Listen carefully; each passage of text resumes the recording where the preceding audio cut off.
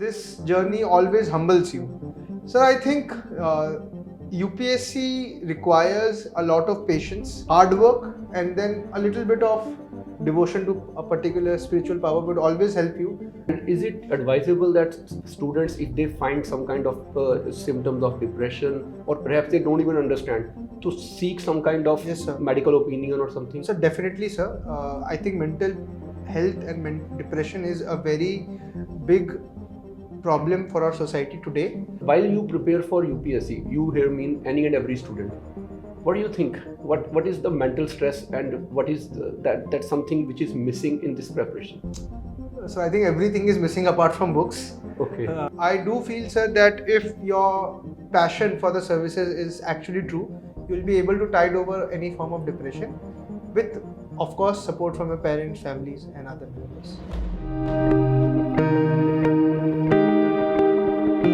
Welcome, Kunal. Thank you, sir. So it is a tremendous achievement, rank 15. Right, sir. And another achievement, such a significant improvement in your interview marks. Right, sir. So last time you had? So last time I scored 160. This time, fortunately, I scored 193. Oh, that's wonderful. 33 marks improvement. Sir. So if we try to look into your interview, so what experiences you had? Like what were the questions asked in your interview? Sir, my actual interview was very cordial, like everybody says. Apart from that, sir, the questions were mostly analytical and situational based. So the chairman started the questioning with a case study or a situation based question. He told me that you are joint secretary in a CPWD department. Okay. And a tender has been released of 100 crore rupees. And the tender has been allocated to a particular bidder at the lowest price with all the procedural regularities. Now, 1 month has been passed, but the work order for the tender has still not been issued. So the contractor approaches you and says, why hasn't the work order been already issued? The principal secretary is demanding 50 lakh rupees. Do you want something?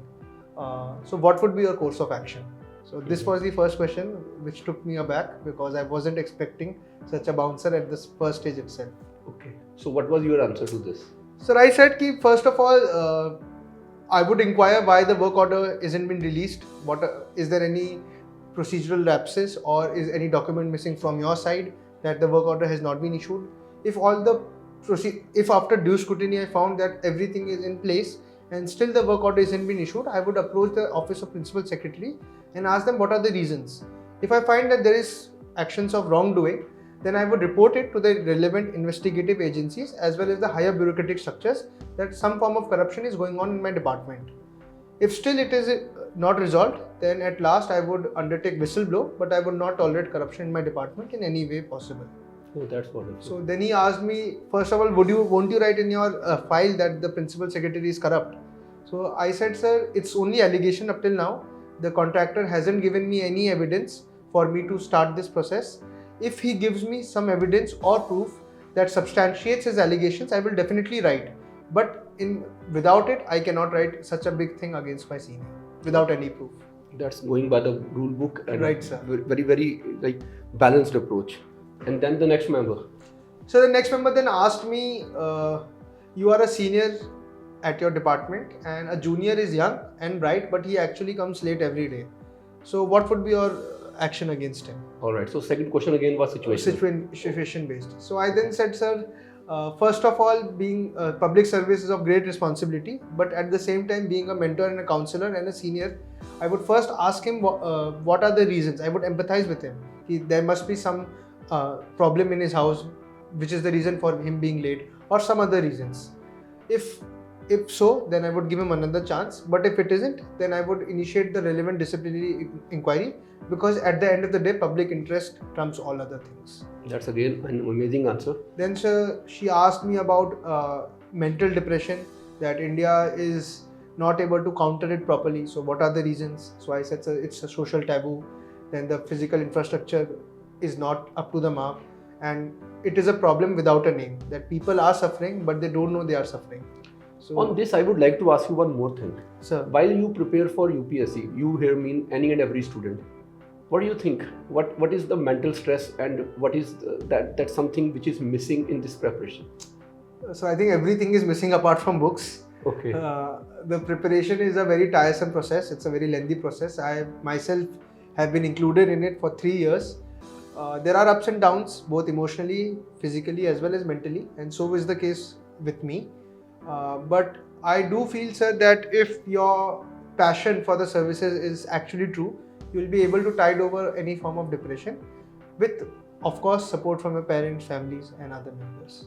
And is it advisable that students, if they find some kind of symptoms of depression, or perhaps they don't even understand, to seek some kind of Yes, sir. medical opinion or something? So definitely, sir. I think mental health and depression is a very big problem for our society today because of the high expectations that people have specifically towards students, and that is leading to some unfortunate events.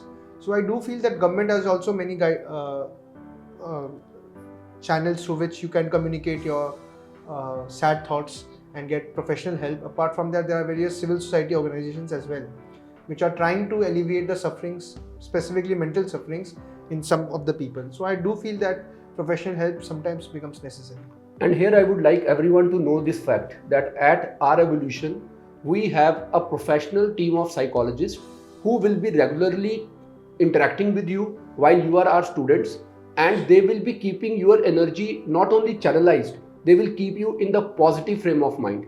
And this is something which is missing in this coaching industry, I would call it, but it is something that is very, very essential. All right, sir, continuing with your interview experience. So then she asked me what are the workplace changes due to COVID-19. I said work from home, quiet quitting, moonlighting. So she then asked, should work from home be used in government offices? So then I said, sir, there are two types of government offices, one which is public facing and one which is back end, like IT department and all. So in the IT department and all, perhaps the work from home could be launched as a pilot project, and if it works well and with proper technology absorption and community engagement, perhaps work from home can be also there in the administrative offices. So that can be cost effective as well. Yes, sir. And moreover, we are moving towards faceless system in IT. Right, sir. So it is possible there. Even I do understand that. Great. Then, sir, it passed on to other member. He asked me regarding, I did a job in fintech industry. Okay. Specifically derivatives. So there he asked me what are derivatives, what are option trading, why are derivatives not as popular in India as in other countries. And then he asked me a unique question. So cooking Awadhi cuisine is my hobby that I wrote in section 7D. So there he asked me that Wajid Ali Shah was a common thread between Bengali biryani and Awadhi biryani, and what are the differences between it. So tell me. Okay. So you knew the answer to this. I knew, sir, some of the parts, like in Awadhi cuisine, all the spices are crushed and then added. Potato and eggs are not included in Awadhi biryani.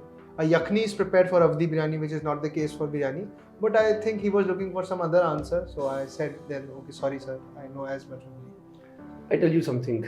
Usually students, they keep filling their form with so many hobbies. Right, they sir. seldom understand that whosoever is sitting on the other side of the table, Sir, will be an expert in every hobby that you write. right, sir. Right. So I would rather advise students here not to just go by the words like write as many things as you can write, glorify your achievements in school, college. Keep it very precise so that you are not giving them so many questions to be asked in the main interview. Right, sir. And last question that I would like you to answer here, how different are the mock interviews that we give and the actual interview? So it's a difficult question again, because all mocks are not the same and all interview boards are not the same. But in my case, I felt that this time, whatever mocks I gave were actually quite similar to the actual interview, because many of the questions were repeated as well. Last time my interview was quite random, it was not DAF based, but this time luckily, because it was on the first day of the interview schedule. So mine was on 2nd January itself. All right. So I think that's why they thought, keep the randomness away, let's only ask him from the DAF based questions. Okay. And there I think the coaching interview mocks actually helped me. All right. And any word for us in any case, if we would have been any sort of help to you anywhere? Sir, I used to see the prelim solutions that sir provides on the YouTube channel. And apart from that, some current affair videos also I used to watch. All right. So but then your self-study and your hard work has paved the way, and all credit to you. Thank you, sir. Thank all you right. very much. Thank you. Thank you. Any message for the students for this year's pre and the future generation? Sir, I think UPSC requires a lot of patience, because even if you succeed in your first attempt, it would have taken you 2 years, because the cycle itself is of 1 year. So patience, hard work, and then a little bit of devotion to a particular spiritual power would always help you, because this journey always humbles you. And so you must be prepared for both the eventualities. And if you do the honest hard work, God will surely reward you. Great. Very wisely said. And thank you very much. Thank you, sir.